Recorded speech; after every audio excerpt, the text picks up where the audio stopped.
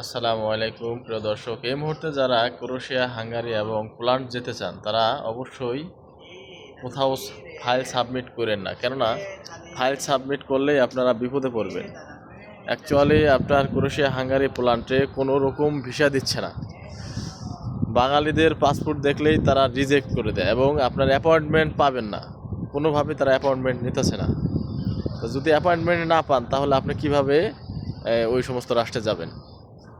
সুতরাং বর্তমানে এজেন্সিগুলো আপনার অনেক প্রচারণা করতেছে। তারা হাঙ্গারি, ক্রোয়েশিয়া এবং পোল্যান্ডে মানুষ নেয়, আর আদৌ নিতে পারে না, বর্তমানে কিন্তু নিতে পারছে না। কিন্তু আপনারা প্রচারণা করছে মানুষের থেকে টাকা নেওয়ার জন্য। আপনারা সতর্ক হয়ে যান, এই সমস্ত ধান্দাবাজের পালায় পড়েন না, পড়লে কিন্তু আপনাদের টাকা পয়সা সব লস হয়ে যাবে। পরবর্তীতে যদি আপনারা কান্নাকাটি করেন কোনো লাভ নেই। তার সাথে বরং আপনার রোমানিয়া, বুলগেরিয়া, এরপর গ্রিস, মাল্টা, মধ্যপ্রাচ্য থেকে এখান থেকে যাওয়া যায় এবং বাংলাদেশিদের প্রচুর ভিসা দিচ্ছে। যারা মোটামুটি ভালো এজেন্সি দিয়ে কাজ করতে পারতেছেন তারা অবশ্যই যাইতে পারতেছেন, কিন্তু ওই 3 রাষ্ট্রে যায়েন না, ঠিক আছে? মনে থাকবে তো?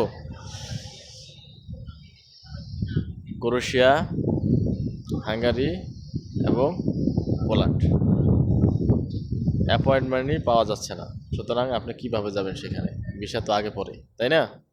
তা ঠিক আছে, আপনারা কোথাও এরকম ফাঁদে পড়েন না, টাকা পয়সা দিয়েন না। তো ভালো থাকেন আর সাথেই থাকুন।